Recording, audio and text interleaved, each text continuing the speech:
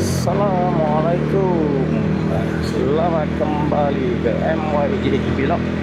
Semoga kita diberkati dan dipermudahkan segala urusan. Alright guys, ini right on, pulang daripada bekerja di bulan Syawal.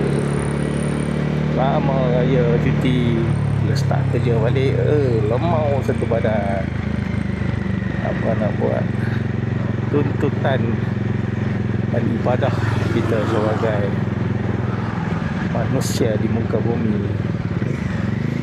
Okey, hari ini saya ingat dah lama tak sembang-sembang berkenaan dengan jentera yang saya gunakan, Modenas Domina 400. Apa yang saya boleh kongsikan? So, saya nak kongsikan sedikit cerita lah mengenai penggunaan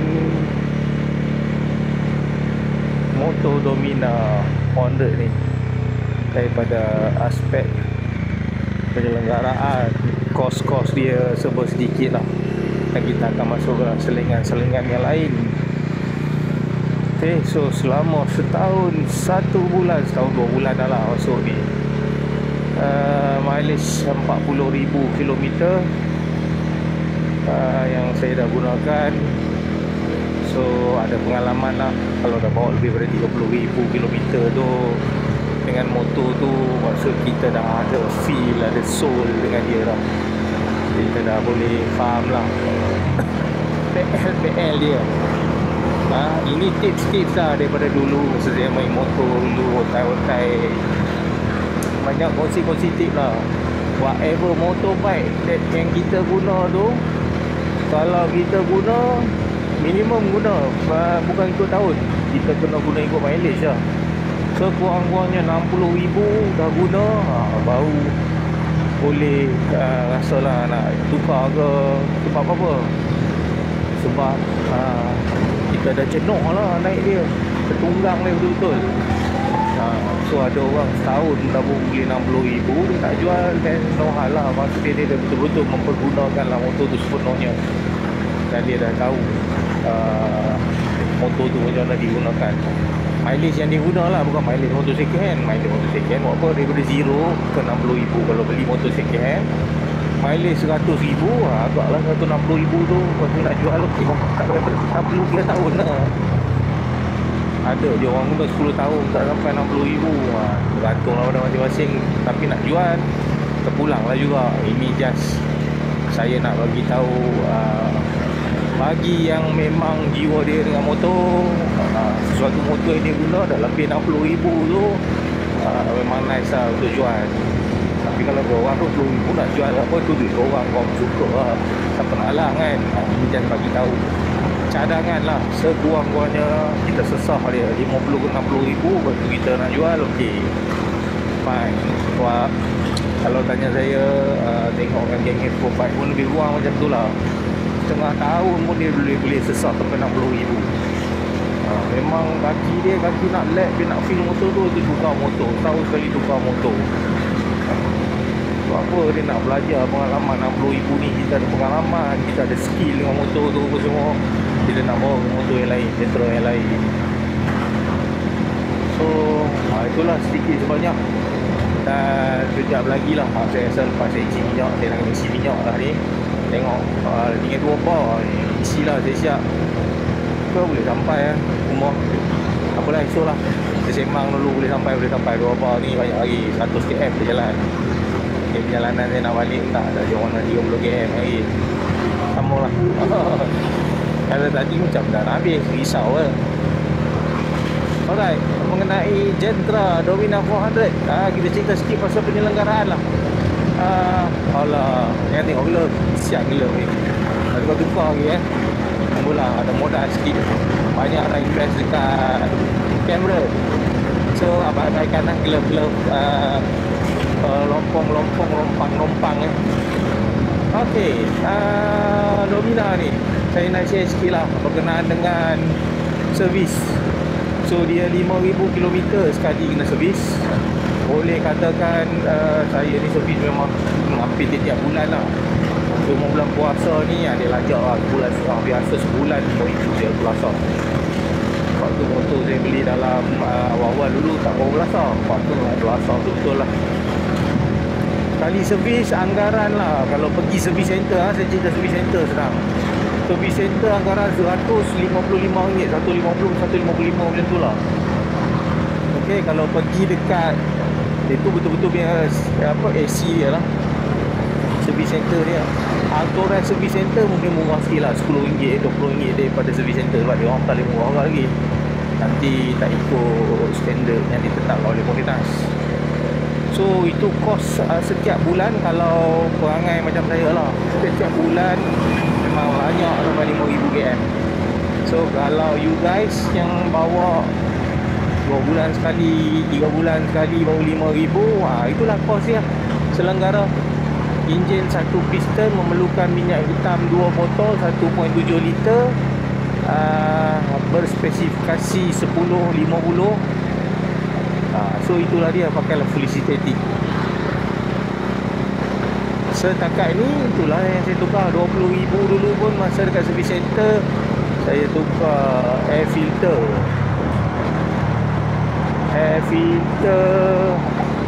dengan fuel filter ke apa benda gedebuk-gedebak lah, 200.5 juga lah. Itu masa RM20,000 lah, RM20,000 sekali. Dengan tukar minyak hitam lah sekali. Lepas tu sekarang ni memang belanja lebih kurang dalam RM150 lah setiap bulan untuk tukar minyak hitam. Kalau nak murah buat sendiri lah. Sebab tu kadang-kadang pun saya kajin saya buat sendiri. Tak kajin saya tak kedai lah, bayar je lah malam macam ni kalau tangan tak kotor. Selain daripada tu, tayar pun saya dah pernah tukar dah. Tayar original saya jalan RM20,000. Dan tayar sekarang ni pun dah RM20,000, tapi dia pun dah nampak kotak dan rasa dah geli-geli ya. Saya pun tak tahu. Dulu tayar awal tu tayar apa? Tayar daripada India, MRF. Best juga tayar tu. Saya layan, warna pun sedap, melekat. Tapi tak adalah macam tayar yang radial, soft compound tu semua. Boleh lah. Lepas tu saya tukar Corsa S123. Awal-awal beli saya rasa tayar tu perform, tapi bila dah RM20,000 jalan ni, dia dah mula flat dah tayar belakang ni. Saya tak tahu sebab flat tu bila lean lah, ambil corner boleh rasa dia geli-geli. Tambah-tambah kena line putih ni, tak tahulah. Macam rasa tak safe lah pula. Awal-awal dulu memang belasah betul. Naik lenting 2-3 kali tak ada hal lah. Cameron, Sungai Koyan. So buat masa sekarang ni pun dah bawa careful sikit lah. Tayar pun dah macam bagi syarat. Itulah dalam perancangan juga nak tukar tayar. Tapi memandangkan puasa, memandangkan hari raya, memandangkan action jadi, buat hal, mic buat hal, lagi banyak belanja betul lah. So relax lah kejap. Tayar fikir tayar pun nak tukar. Tayar depan memang nice lagi. Tayar depan ni boleh pergi ke 40, 30,000, 40,000 ke. Cuma entahlah, macam fork tak main. Ada dia start berutu-utu disebabkan fork ke. Saya tak tahu, ingat nak bawa kedai lah tanya. Sebab saya tak main sangat lah sampai ke bidang fork tu. Tapi dia tahu bila tayar tu dah tak even depan tu, keseluruhan tayar lah, possibly fork lah problem. Tapi check, tengok dia punya pressure rebound dia balik pun macam okey, tak ada apa. Kalau tayar ni kan bermasalah sebab bila ambil corner layang lah, lean, boleh rasa tayar depan tu macam dia buang jengket ke tepi sikit. Tayar belakang ni aja kalah memang berasa geli-geli macam tayar botak. Wah, tayar belakang tak adalah botak mana. Itulah. Sebut sedikit. Selain dari itu, apa lagi saya belanja? Tak ada lah. Saya memang jaga tu lah, isi minyak. Jaga tukar minyak hitam. Ni dah RM40,000 ni pun tak tahulah nak tukar oil filter, carburetor, air filter dengan spark plug ke tak. Tengah fikir dulu, mungkin boleh lajak lah sikit. RM45,000 ke RM50,000 ke. Dia pun tak ada bunyi kasar. BC pun kita tak perlu lagi. Tapi tengok keadaan lah. Saya rasa pun bawa senang lah untuk Moment. Moment service center memang dia pakar lah dalam tu. Kalau nak bawa kedai-kedai biasa dia susah lah. Dia buat banyak motor. Kan dia tak pakar. Tapi itulah kita cari yang senang. Dia memang pegang motor tu ya. Dia dengar bunyi dia tahu. Oh, lagi satu, saya pernah tukar rantai motor ni. Poket tak pernah tukar lagi. Saya pernah tukar rantai. Rantai yang saya guna rantai 523. Ya je. Saya pakai O-ring lah. Yang original tu masa 20,000 saya guna. Rantai tu dah start bunyi bising. Bubuk minyak pun dia bunyi bising. Saya buat chain loop tu pun dah bunyi bising. Lepas tu saya rasa macam apa tu dah tak okey kot. Saya tukar lah, beli rantai saja. Sebab tengok rantai cakap pun dalam Facebook 40,000, 45,000 sekali tukar satu set dah. Sebab tu saya tukar rantai. So 20,000 dah jalan rantai ni. Rasa macam rantai ni pun macam tengok sprocket tak tajam pun lagi. Tapi dia macam bila tarik tu antara sprocket tu dia punya bukit tajam tu dengan ruang rantai tu mungkin ada gap sikit lah. Macam dia tarik gegar-gegar. Dia boleh jadi juga satu faktor lagi. Mungkin dalam kita punya hub rim tu ada getah kan. Hub getah tu ada problem. Itu kena buka tengok lah. Saya ingat masa pakai gacai dulu pun macam tu juga. Tengok apa ni, sprocket elok rantai pun elok. Tapi hub getah tu dia pecah. So dia bila dia tangkap dia so itulah. Oh nak kena hantar kedai. Tak payahlah kau pandai gajin kan, kau nak buat sendiri. Dah boleh ya, tapi itulah saya tak gajin. Cakap minyak hitam lah, boleh lah hantar kedai lah, tak payah pening kepala. Senang. Itu modal sikit lah sebab saya tengok siap dengan upah. Saya ada tanya dalam 350 ke 400 lah. Itu pun bergantung kepada jenis rantai dan juga sprocket. Sprocket biasa sama lah. Ini rantai lah. Kalau beli sendiri, macam saya beli rantai tu, saya pakai RKM O-ring. Original punya RKM lah. Rantai saya beli dalam 128 lah. Semua saya beli kat Shopee. Bagi pasang dekat apek kokor. Apek pokok. Tanya dia boleh buat. Okey, lain dia buat. Dia charge RM20 lah. Okey lah, dia mesti lah buat. Sebab pin pipe ni susah sikit lah. Dia bukan ada pakai pin macam motor kapcai yang kita pun senang boleh buat sini. Once dah pasang, kena grinder lah, potong tu santai. Buang dekat dia punya lock tu. Kalau salah pasang, macam crank. So itulah. Ya Allah, hujan dah pula time ni. Kalau di hujan pun malah jalan lah dulu. Tapi sembang-sembang kita tengok rezeki kita sampai mana. So itulah kali ni saya ingat nak hantar. Itulah nak hantar kat apek tu pun macam okey juga. Saya beli barang. Tapi nak hantar dekat specialist pun better juga. At least dia boleh tahu kondisi motor. Sebab saya rasa pun gear macam kalau korang perasan lah, bila saya masuk gear masuk gear 5 kadang tu dia tak 5 ke 6 dia tak masuk, dia macam free. Kena pula 2 kali saya kena flipping. Gear tu masuk. Sebab tak tahulah lever gear ni kaki saya kurang ke atau kurang turun ke. Sebab selalu jadi macam ni lah tengok tak mau masuk. Selalu jadi biasanya kalau assist clutch kan, bukan ada quick shifter.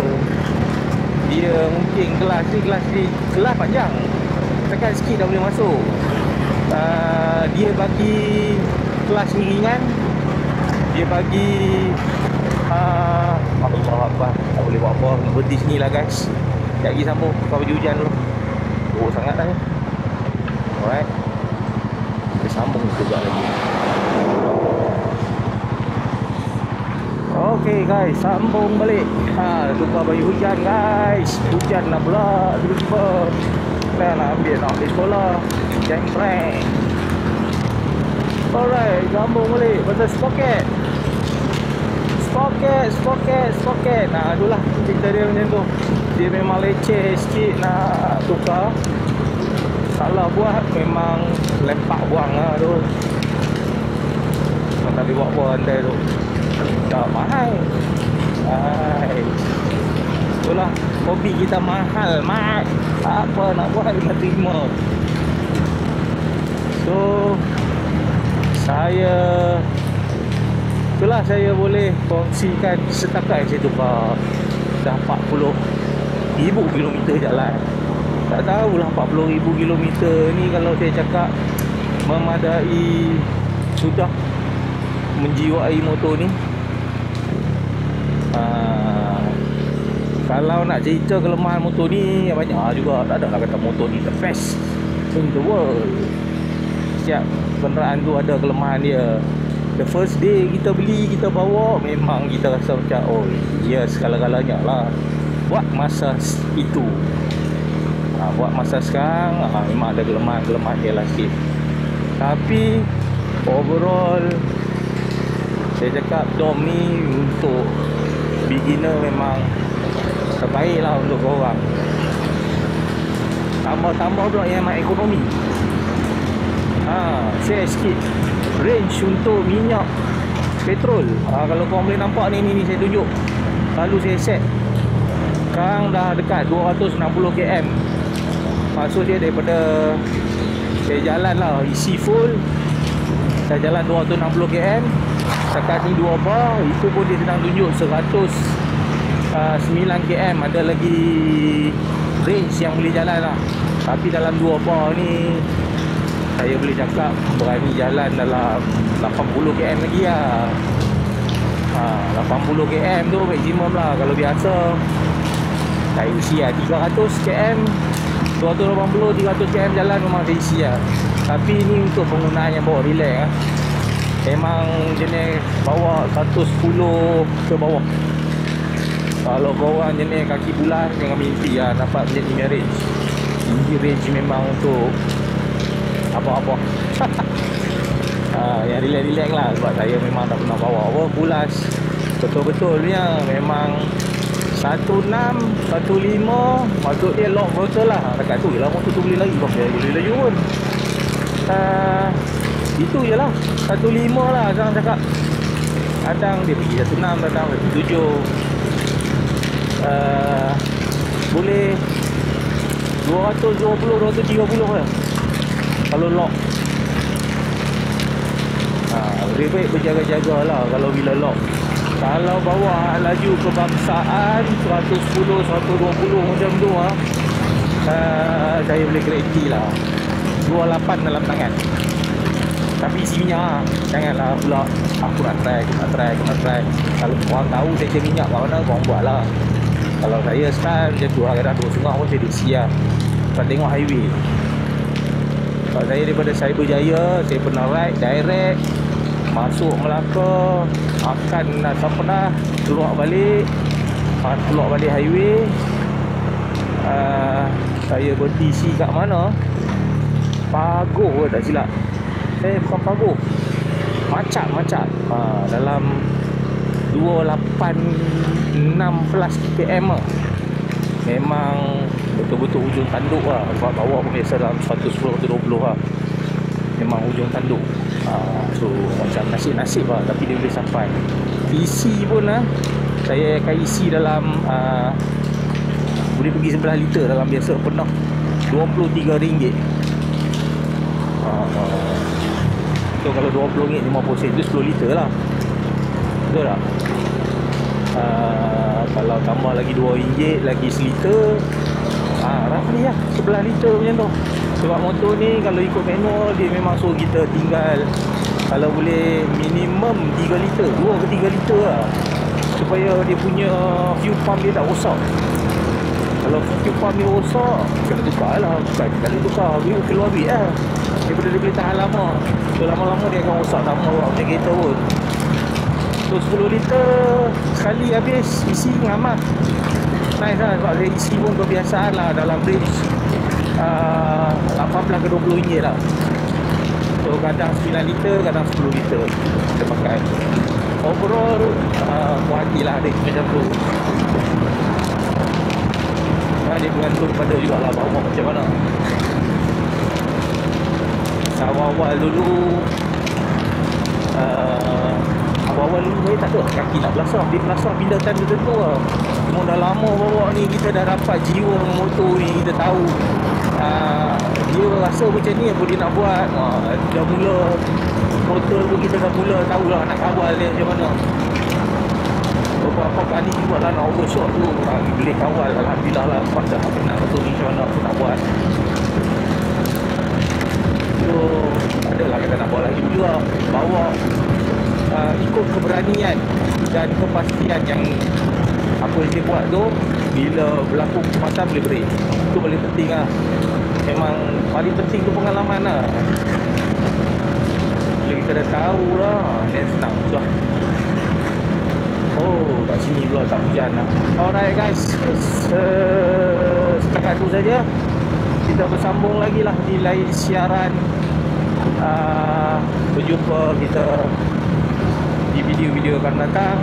Mungkin saya akan kongsikan lagi mungkin ada tips-tips ke, trik-trik ke motor ni.